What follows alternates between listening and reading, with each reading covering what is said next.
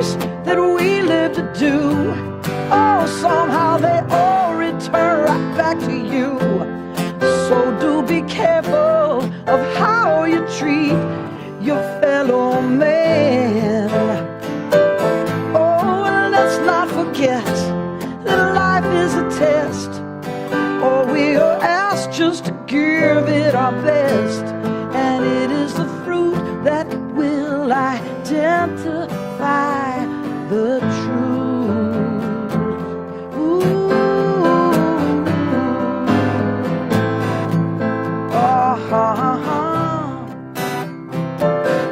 Are you known to be stingy? Well, go ahead, y'all, just give. Is it in your heart? You know what to do? Go ahead and just give it away. Oh, give your love, everything that you got. Go ahead and live it up. Live 'cause you know, I think you should know. You reap what you sow. So go out there and be a blessing. Yes, I think you should know. You reap what you sow. So go be a blessing.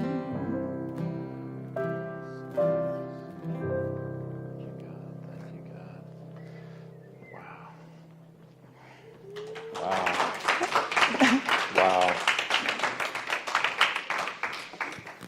Well, that's our lesson for today.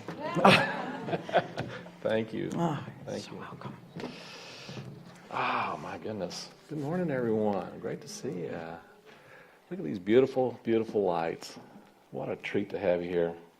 I was thinking about our lesson today, and I came across something that I think really speaks to our lesson. Our lesson is about oneness. And Dave Barry says the one thing that unites all human beings, regardless of age, gender, religion, economic status, or ethnic background, is that deep down we all believe that we are all above average drivers.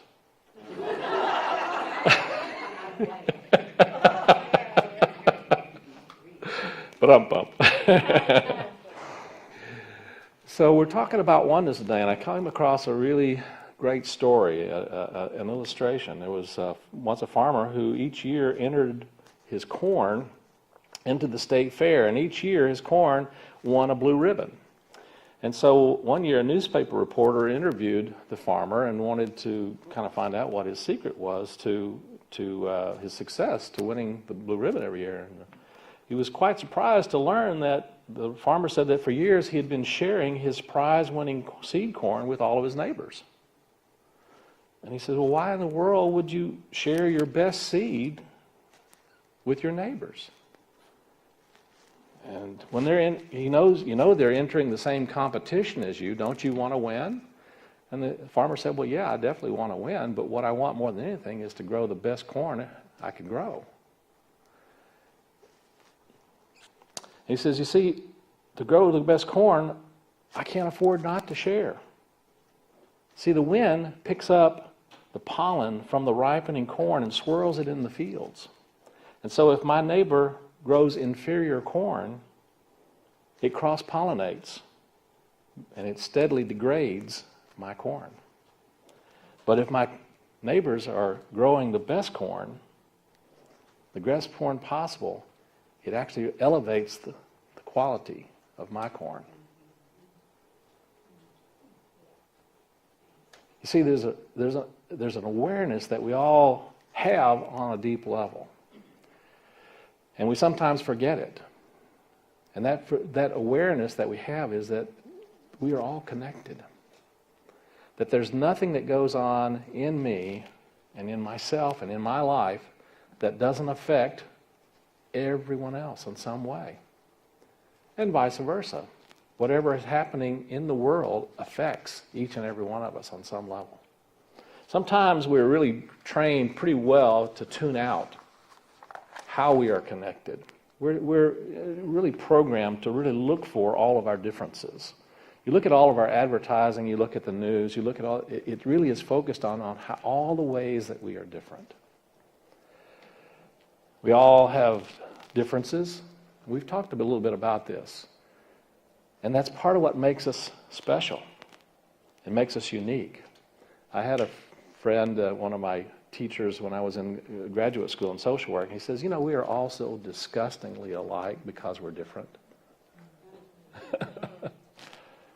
It's our differences that make us so much alike. That's a big part of it, that we are all very unique. And our uniqueness is important.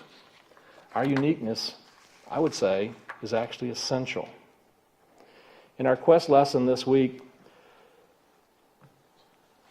we're quoted from John chapter 10, verse 30. I and the Father are one. Jesus is speaking that he and the Father are one. And later on in Scripture, he says, so that you and I may be perfectly one. And he talks about how we are each one connected to that one. There was a story of an emaciated beggar who stopped Leo Tolstoy. And he was out one evening for a stroll, Tolstoy, and he came across this beggar, and perceiving the man was really hungry, he was looking in his pockets for something he could give the man. And he didn't really have any coin or money on him at the time, and he looked at the man and the beggar and took his hand and said, my brother, I am so sorry, I really have nothing to give you today. And the beggar said, oh, but you just gave me the greatest gift ever. He said, really? He says, yes, you call me brother. When we really do recognize that connection that we have, a miracle happens. In many ways, that is the essence of what the Course in Miracles is about. The holy instant. The holy instant is when we look into the mind and heart of those out here and recognize that those out here are simply a connection to the divine that we are seeing the world through. And when we can look and see that, a holy instant happens. When we can look beyond the differences and really look into the heart and mind and soul of those in our world, then we discover that there is a connection that is deeper than any difference that we may have imagined or thought of.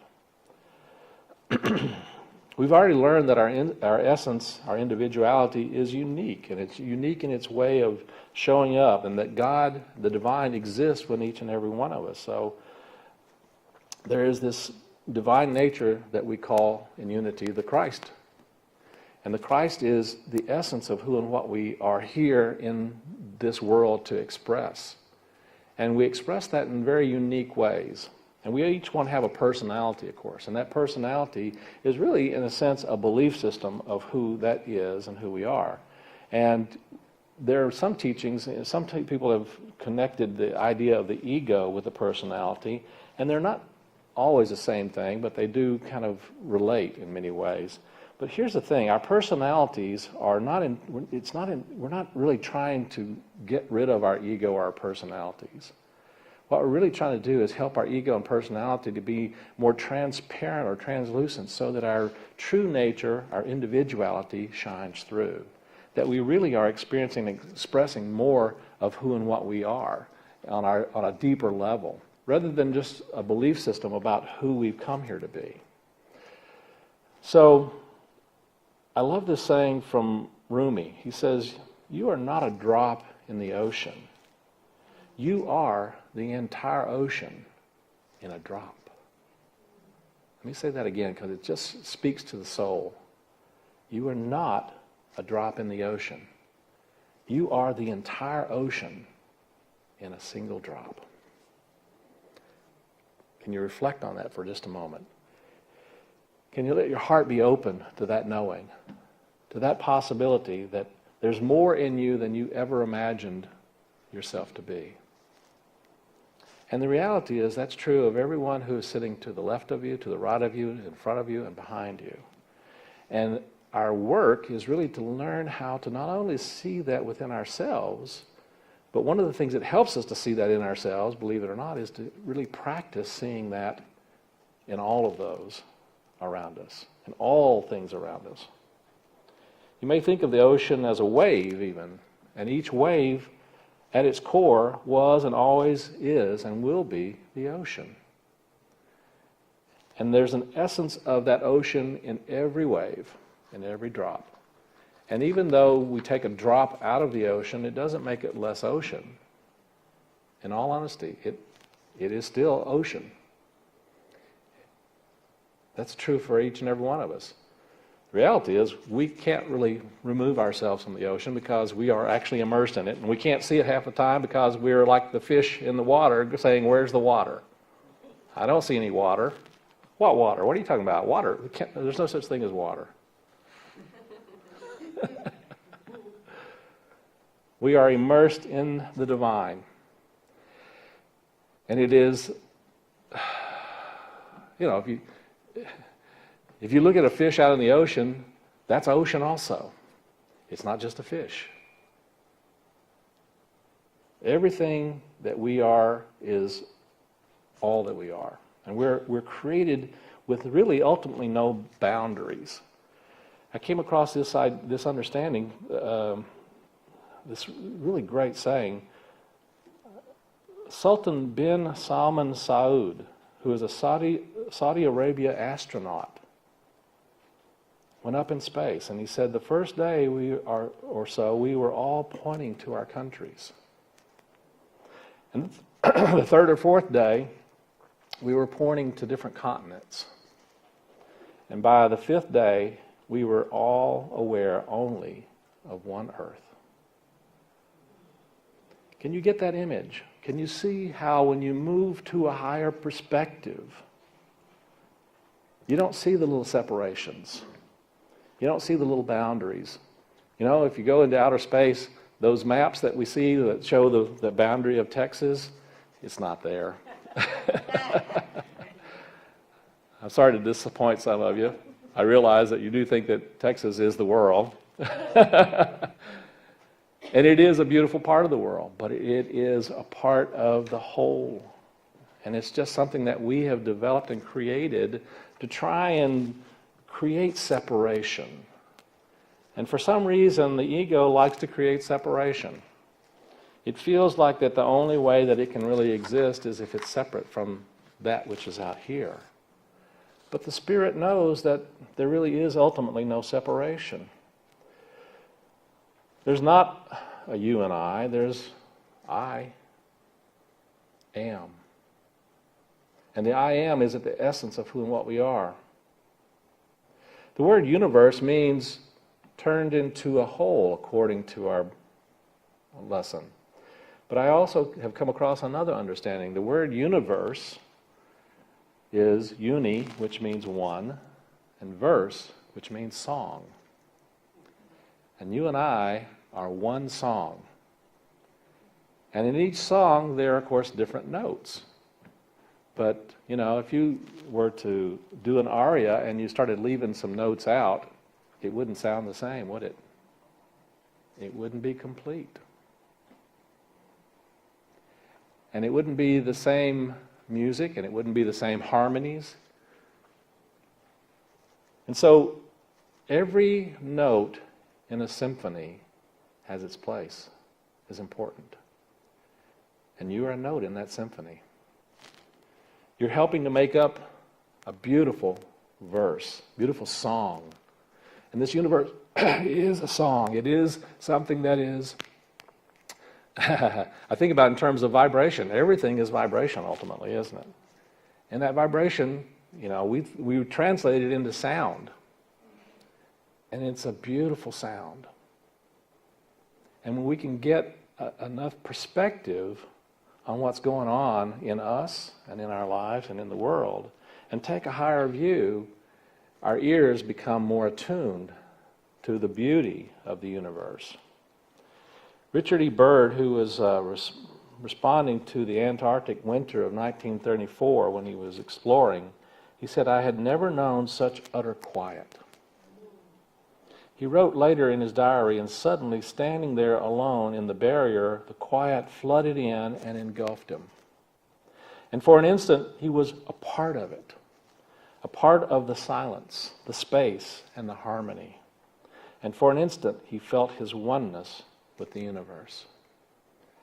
I think one of the best ways, one of the most profound ways for us to really connect with the world is to go apart from it in some ways, to go into that place of stillness and silence, to move into that place where we are tuning into the connection that we have with the divine and coming from a higher perspective in some way. I had an experience, I've had a few experiences, but this is one that really always kind of speaks to me. And when I was in college, in my senior year in college, and I was going through finals, and it was a pretty intense time. I was working full-time at the time, and I was also going to college full-time, and I was under a lot of stress and really feeling pressure, and going through the finals was pretty stressful for me, pretty intense. And I finished my last final, and it turned out to be a beautiful spring day. I think, if I recall, it was April. I don't remember exactly, but I remember it was a beautiful spring day, and after the finals, we were having what we in our school called a goat roast. So we had a big party, and the big party was out on a riverbank, and it was a beautiful day. And after I finally finished, I rode out there with some friends, and I still was, a bit, buzzed, and still thinking about my finals and how I did, and whether I really had done well or not, and I got there, and it was a little chilly still, and so they built a fire. And as they built the fire, and the fire started growing, I was standing next to it, and I was warming up, and finally I had been kind of ruminating and, squirrel caging about school, stress, work, the final, and whether I did all right. And finally I just kind of reached a place where I said, oh man, I got to just let all this go. And I just stopped a second, took a nice deep breath, and I surrendered to all of it. I just let it all go. And was just present there in that moment.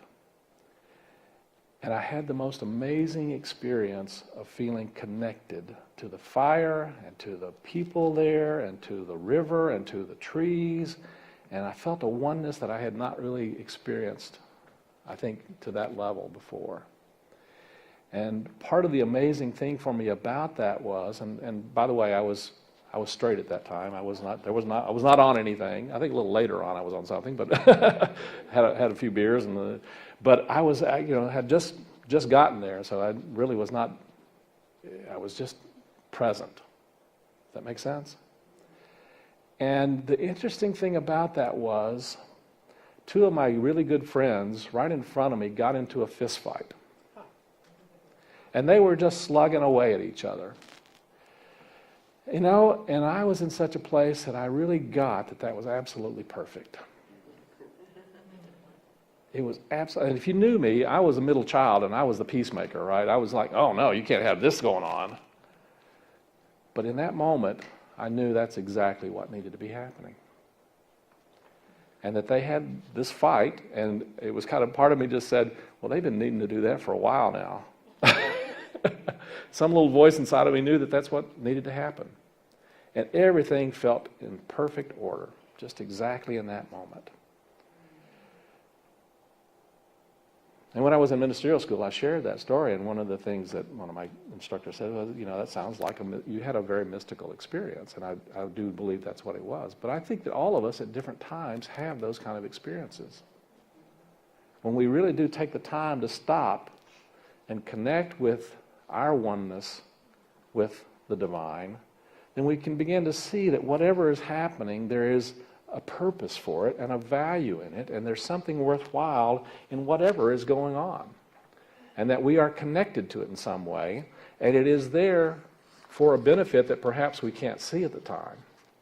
Now, my two friends, of course, made up, and they were still best buddies and for the longest time, and I think they still are today, as far as I know. I haven't talked to them recently, but they still connect, and they still argue, and they still fuss, and yet they still see each other as really good friends. So, there's a connection that we have that is beyond our own limited one-level view of life. And if we just simply try to look at the world from this level, from the level of our own level of seeing, like I'm I'm 5'11" and 3/4 now, although I may have shrunken a little bit, but I'm 5'11" and 3/4. And if I only look at this level, which is about 5'5", somewhere in there, see the world from that plane, just think of all that I'm missing. We have a tendency to try to see the world just from the level of our own eyesight. Now, that's a metaphor. I'm not just talking literally about that, although we do that literally.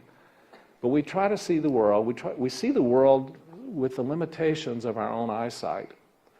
When in reality, if we were to expand our awareness and recognize that we are absolutely a part of that which can look at the universe both from the distance and also up close, that we are connected to every part of it, and that everything that goes on has an effect on us, and we have an effect on that. So the idea of oneness is comprehended, and the quest becomes so much easier as we more meaningful when we can really begin to recognize and actually celebrate and practice seeing that connection, seeing that oneness, looking for it, looking for ways that we are one with each other, looking for ways that we are connected, looking for ways that really enhances that sense and that feeling of our oneness with each other. And in practicing that, we find that we even become even more whole within ourselves. Every personal and special awareness of oneness is an exhilarating feeling that comes knowing that we're exactly where we are meant to be and where we belong in this wonderful song. We're on a sheet of music, and we're in the right staff, we're on the right beat. And if you can kind of get a sense of that, it just begins to show you that there is a presence and a power at work in all that is going on that speaks not only to us, but it speaks to the universe. And we become a part of what resonates throughout this oneness. Ralph Waldo Trine, the great mystic judge, he said, if you would find the highest and the fullest and the richest life that not only this world, but that any world can know, then do away with the sense of the separateness of life from the life of God. From your life and from the life of God. Hold to the thought of your oneness. And in the degree that you do this, you will find yourself realizing it more and more. And as this life of realization is lived, you will find that no good thing will be withheld. And so a big part of our unfolding and growing is, the word unity that came to Charles Fillmore as the name for this movement, this spiritual movement, really means oneness, doesn't it? And when I was reflecting on our lesson for this week, and I've been meditating on this idea of oneness, I was reminded of a song, and I'm not going to be able to sing it for you today, but I do want to read the lyrics of it. This is a song called One by Carole King. And the words go like this. Poetic phrases come to mind whenever I find injustice being done. And I wonder, what am I going to do? What can one do except be one? Talking to 2, touching 3, growing to 4 million. Each of us is one. All of us are one. I go through phases when I realize it wouldn't be wise to try and bring it down. And I wonder, what am I going to do? What should one do except just be around?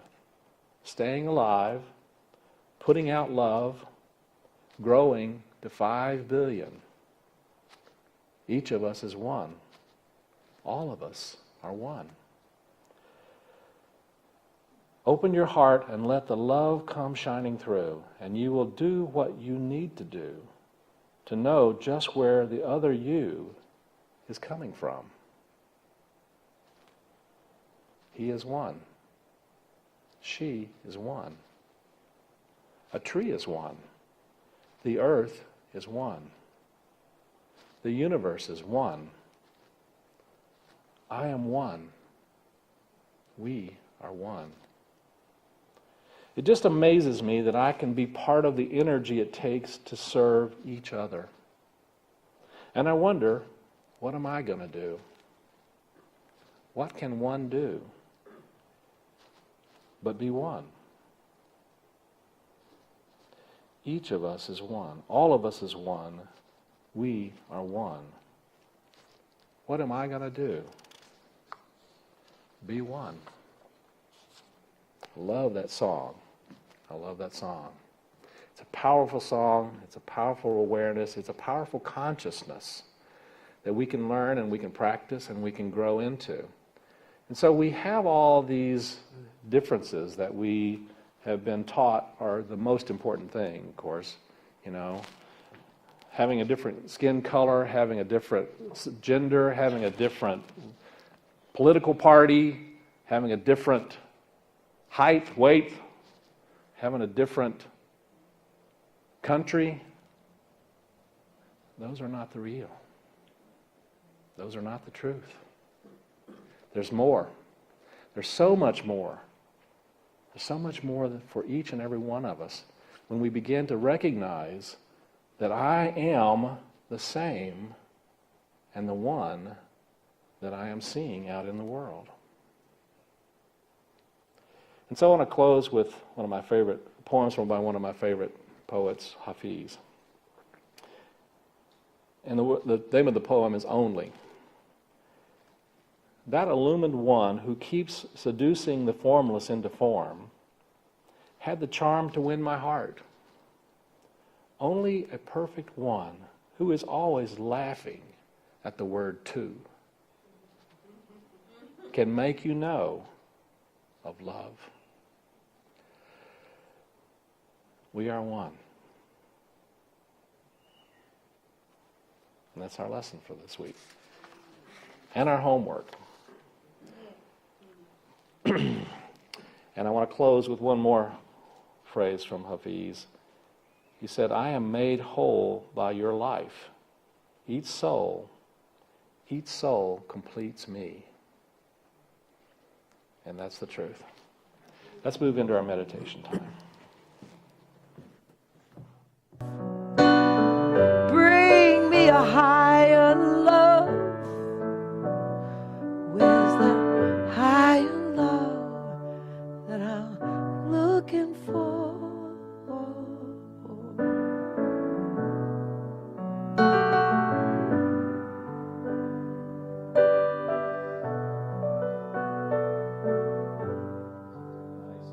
Breath and breathe into the heart space. Breathing through the heart, know that that heart, your heart, is the center of the universe, the one song. And the notes that are resonating through your heart are resonating throughout the universe. So take this time now to let that song, that note, be raised into a higher frequency and energy and vibration of love. And to see the connections and to feel the harmony and the oneness that is always there, always available. No matter what we think or feel or what we believe, love is here and now, present in us and in each other.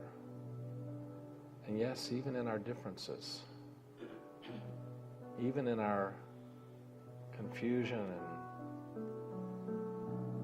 and even in what seems like challenges or conflict, just love that part of yourself.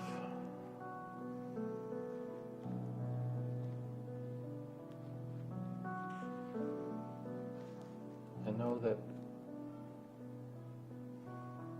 God laughs at the word too. And there's only one.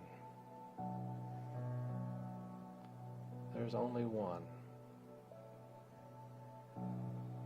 one song, one life, one heart, one mind, one power, one presence.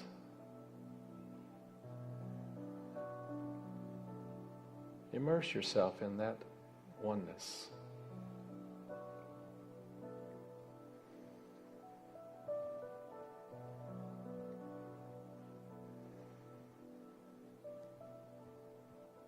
Hear, O Israel, the Lord our God, the Lord is one. I am one. You are one. There is truly only one.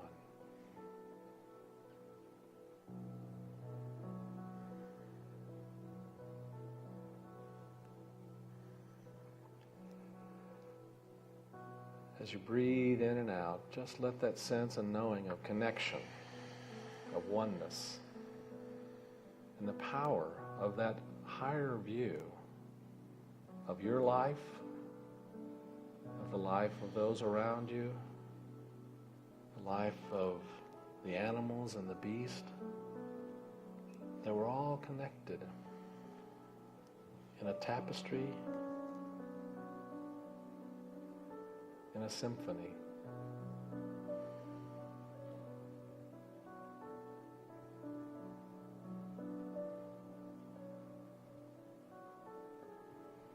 Just let a feeling of peace and gratitude come into your heart, knowing that there's really only one presence and one power in me, in you, in all that is. And dwell in that assurance that all is in divine order, in oneness. Take a nice deep breath now. Breathing in and knowing I am one. Take another nice deep breath.